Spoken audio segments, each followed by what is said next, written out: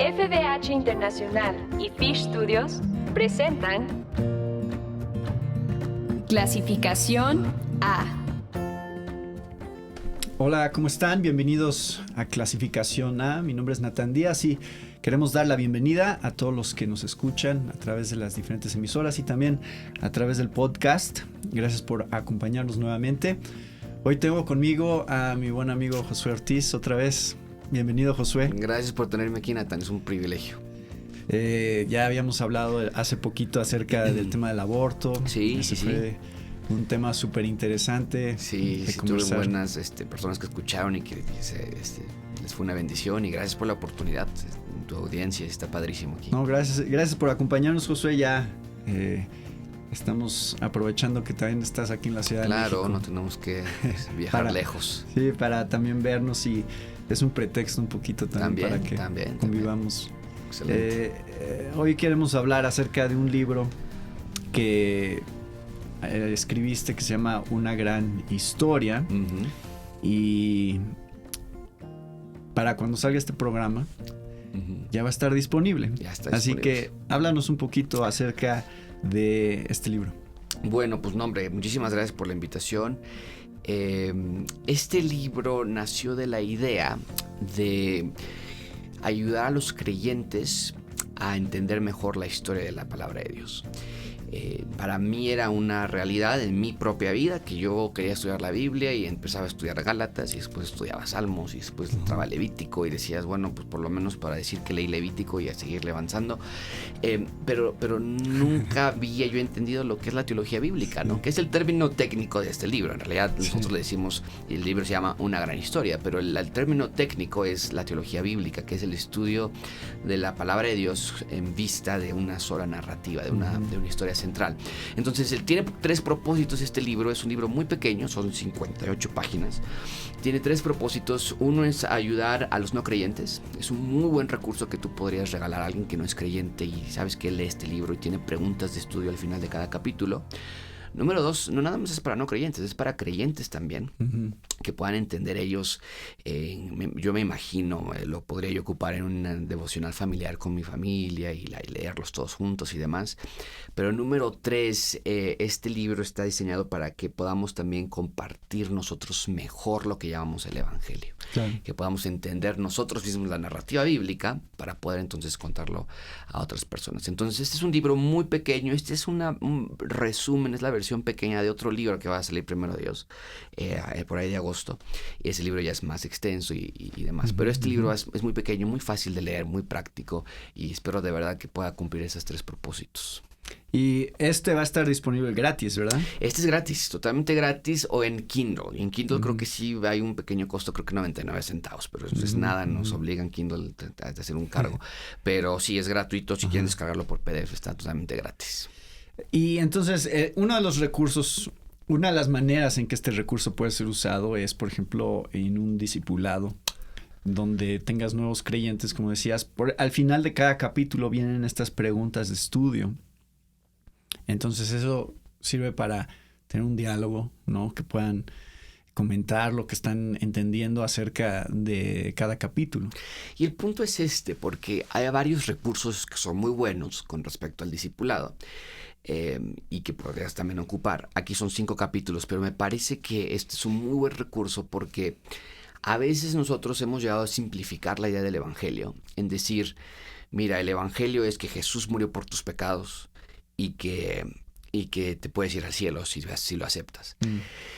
Este libro va a ayudarnos, y entiendo esa parte, es correcto, Jesús murió por nuestros pecados y vamos a ir al cielo cuando muramos, esto es parte de, pero no es toda la historia bíblica, y a veces llegamos a simplificarlo a tal grado que incluso en nuestras propias mentes tenemos una idea incorrecta de la palabra de Dios. Mi pregunta sería, entonces, ¿qué es lo que las personas del Antiguo Testamento creían? ¿Cómo ellos se lograban salvar si Jesús no había muerto por sus pecados? ¿O qué es lo que predicaban los profetas del Antiguo Testamento? Entonces llega a haber una desconexión acerca de esto, y como bien lo dices, este es un muy buen recurso para que en grupos pequeños podamos estudiarlo. Tienen las preguntas al final de cada capítulo, pero de nuevo va a llenar tu corazón de poder entender que el Evangelio es más que nada más que pensar que en el Evangelio como un seguro de vida, que cuando te mueras, si nos llegamos a morir, ya tienes un lugar asegurado en las moradas celestiales. La palabra de Dios es muchísimo más que eso, es parte de, pero creo que hay muchas cosas que nos estamos perdiendo.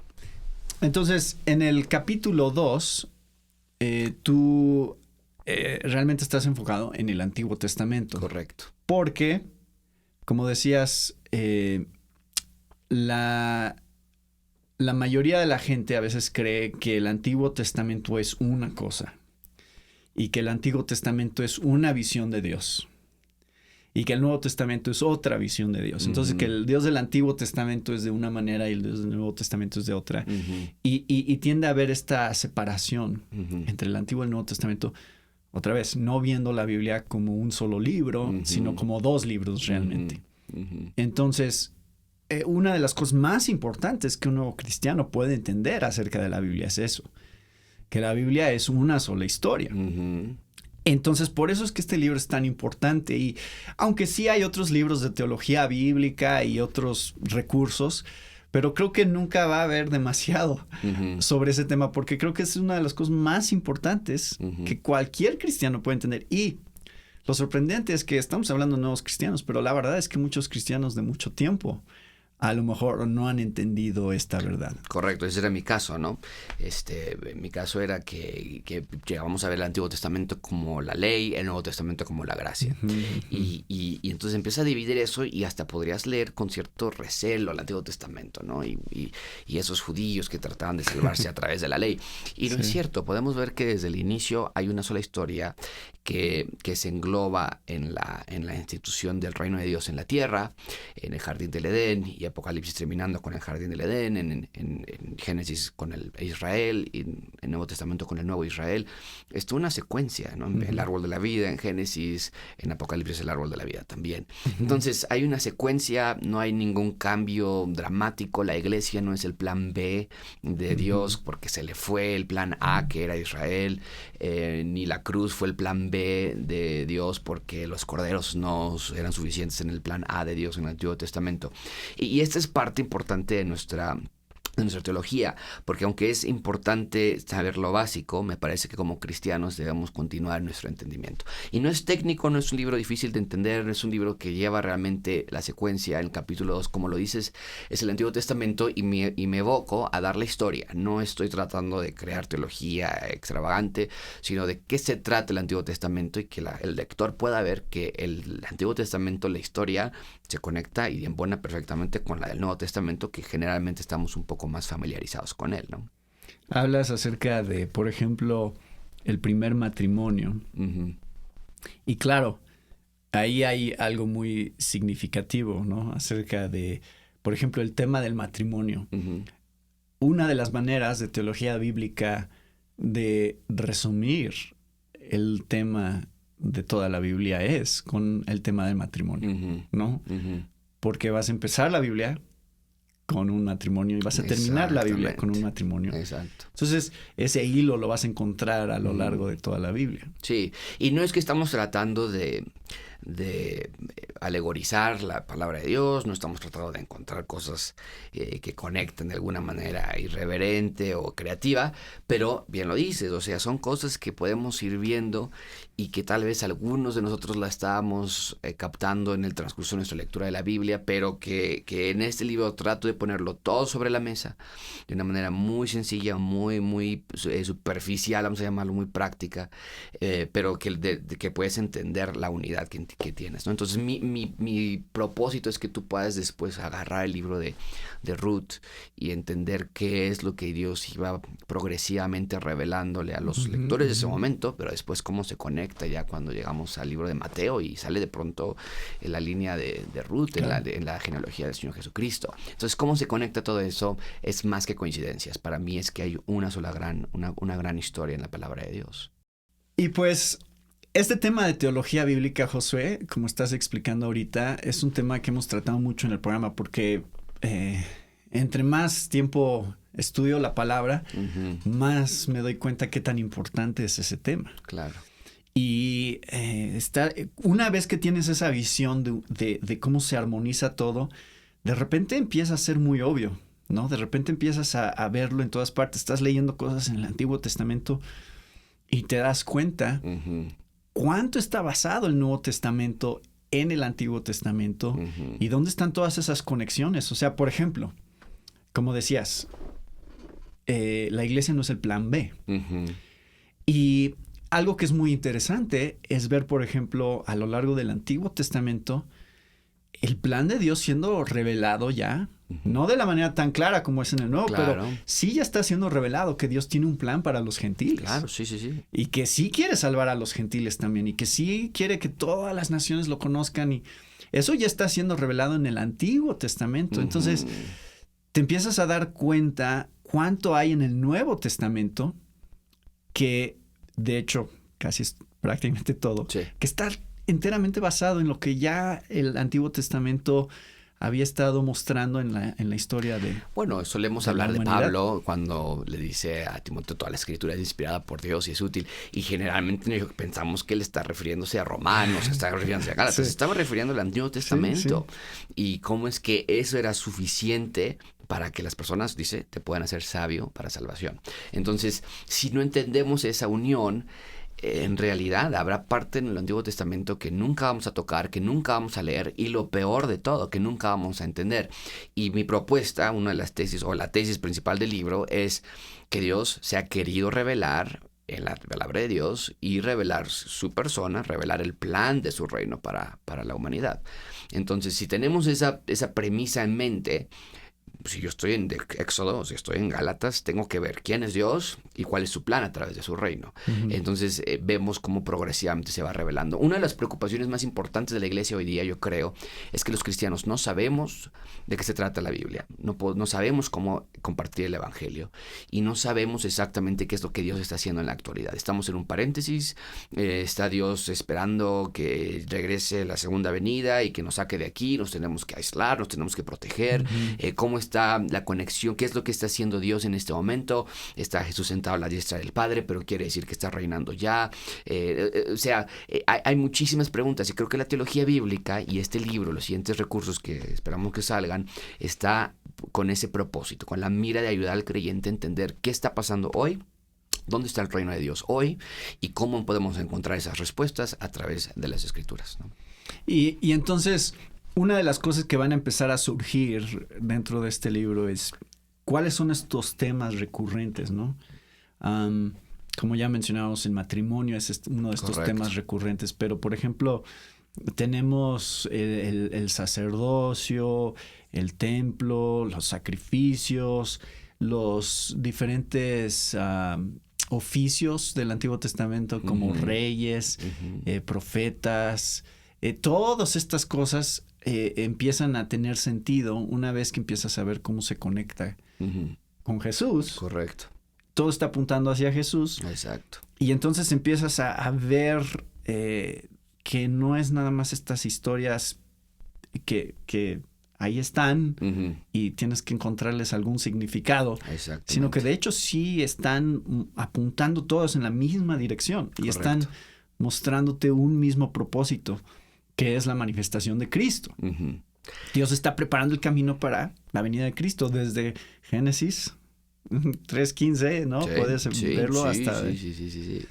Sí, y para mí es muy importante cuando el Señor Jesucristo dice, destruyan este templo, yo lo voy a reconstruir en 3 días. Y cuando Juan nos dice que en la santa ciudad no habrá templo porque Dios será nuestro templo. Entonces vemos la unidad de ambos pasajes. Ok, el pecador en el Antiguo Testamento llevaba su ofrenda al templo para que el sacerdote intercediera por él y que tuviera perdón de pecados. En el Nuevo Testamento tenemos la misma historia. El pecador llevando su ofrenda, que es el Señor Jesucristo, al sacerdote, que es el Señor Jesucristo, para que interceda por él en el templo, que es el Señor Jesucristo, y obtener perdón de pecados. Entonces, ¿cómo podemos hacer esa unión? Es a través de la teología bíblica, es a través de entender que Dios no se sacó de la manga un plan en el Señor Jesucristo, o que nada más aplica Juan 3:16 para el creyente, y que eso es lo único que necesitas para poder entender cuál es el plan de Dios. Es parte de, pero no podemos nada más tomar un texto y entonces entonces abrazarnos de él y pensar que eso es toda la historia, Claro. sino que ese texto está construido sobre un fundamento que es la Biblia y que es la revelación de Dios, es el autorretrato de Dios que nos lo dejó para saber quién es Él, y es nuestra responsabilidad de escudriñar las Escrituras buscando quién es Dios y cuál es su plan.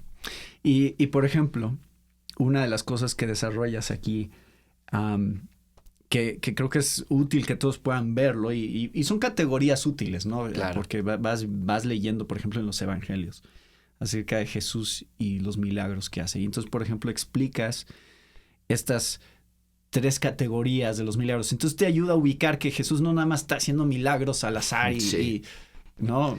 Correcto. Quiero sanar a alguien aquí, quiero parar la tormenta aquí. O sea, tienes estas categorías sobre milagros para vencer la muerte, milagros para vencer a Satanás y milagros para restaurar la creación. Eso es muy útil. Claro. Entender que los milagros tienen un propósito específico, no son aleatorios y sin propósito. Realmente están apuntándonos hacia algo específico que Jesús está viniendo a hacer en su primera venida. Correcto, sí. Siempre me preguntaba yo, ¿por qué caminar sobre el agua? ¿No? ¿Por qué no que un volcán naciera de inmediato, que hiciera erupción y que después dejara? Porque Jesús no era un mago, Jesús no era un showman, ¿no? Jesús era alguien que estaba tratando de mostrarle a sus creyentes, la creación que no fue creada para ahogarlos a ustedes, yo tengo control sobre ella, yo tengo control sobre el mar, sobre los vientos, que hoy por los efectos del pecado adánico, o los efectos adánicos en nuestra creación, hoy nos ahogan, y hay terremotos, y hay tsunamis, y hay huracanes, pero viene el Creador a hacer de nuestra creación una nueva creación. Y eso nada más lo podemos identificar a través de estudiar la palabra de Dios y ver entonces el por qué, por ejemplo, en el caso que acabas de hablar de los milagros, ¿no? Pero ¿por qué estuvo 40 días siendo tentado? ¿Por qué eligió a 12 discípulos? ¿Por qué se subió al monte a darles el sermón de las bienaventuranzas? ¿Por qué fue la transfiguración? ¿Y qué significado tiene que estuviera Dios presente y Elías y Moisés allí? O sea, hay muchísimas cuestiones que si las ignoramos, simplemente vamos a decir que son cuestiones o historias excéntricas, ¿no? Que Jesús se subió al monte y Pedro quería ser enramadas para ellos. Las vamos a dar la vuelta rápidamente y creo que hay un valor inmenso en que entendamos cómo se conecta todo en el Antiguo y Nuevo Testamento. Mucho de lo que estás hablando ahorita se desarrolla en más detalle en el próximo libro, ¿no? Exactamente. Entonces vamos a hacer otro programa después sobre cuando salga el otro, pero esto ya debe de interesar a la gente en todos esos temas. Y especialmente cómo eso afecta mi vida hoy. O sea, ¿qué es lo que hace que la Biblia sea relevante para mi vida hoy? Cómo entender el Evangelio correctamente afecta la manera en que estoy viviendo la tribulación y las pruebas y mi santificación todos los días. Sí hay una conexión directa, ¿no? Aquí, ¿cómo ves la teología bíblica en relación a nuestra santificación? Creo que eso es una cosa muy importante. Totalmente. Y ese es el ejemplo que yo pongo, no en este libro, pero en el que sigue.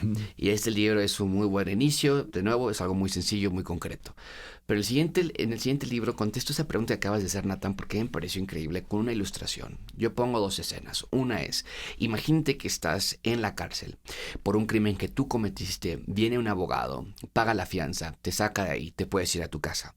Y muchas veces así nosotros predicamos el Evangelio. Eres pecador, Jesús vino, te pagó por tus pecados, te puedes ir al cielo. En la siguiente escena en la que yo pongo en el libro, yo digo, bueno, pero ahora imagínate que estás todavía en la cárcel por el crimen que cometiste, pero viene este abogado, se mete contigo, se sienta junto a ti, sí paga la fianza, pero te abraza y te dice, yo te he estado buscando desde antes de la fundación del mundo. Y no nada más dice que he pagado la fianza, dice, he comprado la cárcel por completo. Y trae demoledoras para destruir la cárcel por completo y construir allí un palacio. Y te muestra un plan, aunque te dice, es que tú desde antes de la fundación del mundo ibas a estar aquí. Y el diseño original es que en lugar de una cárcel hubiese un palacio. Y yo voy a estar allí y yo insisto que tú estés conmigo. Y que ahora vivas no como un encarcelado, sino como un príncipe, un miembro de mi reino. Entonces, con esa ilustración trato de ver que Jesús no nada más es un abogado que paga la fianza, Claro. sino que te ha comprado para ser una nueva criatura de ti y que puedas vivir aquí en la tierra como ciudadano del reino. Que tu santificación ahora demuestre lo que tú ya eres por dentro y que demuestre exteriormente lo que Dios ha hecho por ti. No nada más que puedas decir yo no me voy al infierno cuando muera, sino que yo puedo vivir hoy una vida del reino, que es algo muy distinto a las versiones que a veces nosotros tenemos. Yo la versión que había escuchado era, no me acuerdo quién la dijo, pero hablando, el predicador que estoy pensando estaba hablando de la doble imputación. Entonces, lo que él estaba diciendo era, cuando tú tienes que nuestros pecados son imputados sobre Cristo, es el equivalente a que tú tuvieras una deuda, digamos, de $1,000,000 y ahora tu cuenta ha quedado saldada, ¿no? Ahora ya no debes nada. Entonces ya no estás en números rojos, digamos, claro, ¿no? Sí. Pero dice, la doble imputación es, no nada más mis pecados han sido imputados sobre Cristo, sino ahora también su justicia ha sido imputada sobre de mí. Claro. Lo cual significa que no es que mi cuenta quedó en ceros. Lo cual ya serían buenas noticias. Desde luego. Sí. ¿No? Todos quisiéramos que todas nuestras deudas fueran pagadas. Correcto. Pero no es nada más eso, es que ahora se ha abonado $1,000,000 a mi cuenta. Entonces no es que ya no debo 1,000,000, sino ahora tengo 1,000,000 más. Y eso es la justicia de Cristo siendo imputada a nosotros para nuestra santificación. Cuando veo el tema de teología bíblica en la Biblia, veo que la manera en que nos ayuda es viendo que todo apunta a Cristo. Entonces, todos estos imperativos que hay en la Biblia, no, o sea, y que vas a encontrar a lo largo de toda la Biblia, ¿no? No temas, y yo estoy contigo, y esfuérzate, y sé valiente. Y en el Nuevo Testamento, ¿no? Sí. Hay muchos imperativos acerca de cómo vivir nuestras vidas de parte de Jesús, de parte de los apóstoles en las epístolas, y puede ser frustrante para muchos cristianos el encontrarse con esos imperativos y decir, no puedo. Ya he tratado de vivir de la manera que la Biblia me pide que viva y no puedo. Sigo fallando una y otra vez. Creo que la teología bíblica lo que hace es no apuntarnos primeramente hacia obedecer, sino primeramente hacia Jesús y su obra por nosotros. Y ahí es donde entra este punto de la imputación de su justicia a nosotros, que cuando podemos ver a Cristo como el cumplimiento final y primero verlo a Él y primero entender nuestra relación a Él, es entonces que somos capacitados para vivir y obedecer los mandamientos. Claro. No antes. Entonces nos brincamos esa parte, o sea, pensamos, la Biblia nos está diciendo que seamos buenas personas o mejores personas. Si la gente lo ve desde ese ángulo, siempre se va a sentir frustrada y decepcionada en su intento de vivir como Dios quiere que vivamos. Claro. Pero si podemos poner a Cristo como la fuente, como el fundamento de la razón por la cual yo puedo vivir para la gloria de Dios, entonces es posible. Sí. Sí. De lo que tú estás mencionando, cada imperativo de la Biblia para el creyente nace de un indicativo. Es decir, ustedes sean santos, ustedes no caminen como los gentiles, ustedes no toquen lo inmundo, porque ya son míos, ya son mis hijos, ya son santos, ya son apartados para mí. Conviértanse en lo que son. Exactamente. Suena raro, pero esa es la manera en que la Biblia lo presenta. Pero la teología bíblica no nada más apunta hacia esa parte, sino nos explica que no es un capricho de Dios, sino que es el plan de Dios. Cuando creó a Adán y a Eva, los hizo a imagen y semejanza de Dios. Y la teología bíblica nos demuestra en todo el Antiguo Testamento que no podemos ser imagen y semejanza de Dios, somos imagen y semejanza de Adán, por lo menos no como deberíamos ser imagen de Dios. Reflejamos todavía ciertas características de Dios, desde luego, pero no somos la imagen y el reflejo de Dios. Pero Pablo le dice a las iglesias a las que les escribe, él sí les dice, ustedes ya pueden andar, por ejemplo a los Efesios, ya pueden andar, no como los gentiles. sino como hijos de Dios, imitadores de hijos de Dios, imitadores como hijos de Dios amados. Entonces regresamos a ese diseño, ya somos nueva criatura, dice Pablo a los Corintios. Entonces regresamos a ese diseño original donde vemos creación, nueva creación, humano, un nuevo ser humano. Y todo lo que tenemos en medio es lo que la teología bíblica nos dice, cómo llegamos de punto A al punto B. Y pues el libro termina con este punto, ¿no? O sea, de cómo se aplica a nosotros, o sea, cómo todo esto es relevante. Y creo que eso es una de las cosas más importantes acerca de estudiar la Biblia, no es nada más el conocimiento que estamos adquiriendo, ¿no? Uh-huh. Porque es fácil nada más estudiar la Biblia desde un punto de vista académico. Esto tiene que ser un factor de transformación en mi vida cuando lo empiezo a entender correctamente y cuando se convierte en una convicción personal. Uh-huh. Entender más acerca de quién es Dios Uh-huh. me ayuda a entender más acerca de quién soy yo Exactamente. y cómo me tengo que relacionar con Dios. Uh-huh. Entonces, creo que este libro va a ser un buen recurso para que la gente pase por ese proceso, ¿no? Exacto, sí, es lo que yo ahora espero que sea, es lo que hago con mis hijos. Yo quiero que ellos no nada más vean la parte moral, porque hay una parte moral de la Biblia, pero Dios no quiere moralidad, Él quiere santidad. Y la santidad solamente se alcanza, como dice la palabra de Dios, viendo a Dios. Y vemos a Dios a través de las Escrituras. Pues muchas gracias, Josué, por tener esta oportunidad de hablar acerca de teología bíblica, lo cual es un tema que a los dos nos encanta. Sí. Y dinos un poquito nada más de cómo pueden conseguir este libro entonces. Lo pueden descargar de nuevo por Kindle, pueden buscar Una Gran Historia y hay un pequeñito costo, creo que de 99 centavos, es muy diminuto, es parte de la que la plataforma nos pide, pero lo pueden descargar gratuitamente en PDF desde la página de EBI, la editorial EBI, que es la que está sacando el libro, y lo pueden descargar y si no mal recuerdo, lo descargan ustedes y lo pueden enviar a su Kindle, de hecho, como correo electrónico a su propia cuenta, pero si no, entonces lo pueden sacar en Kindle, pero gratuitamente. Compártanlo con otras personas, espero que sea de bendición. Pues gracias, Josué, primero Dios, así gracias será. A ti. Y gracias a todos ustedes que nos han acompañado con otro tema de interés para la familia de hoy. Se despide de ustedes, Natán Díaz. Esta fue una presentación de FBH Internacional y Fish Studios. Para más información, visita nuestra página www.clasificaciona.com.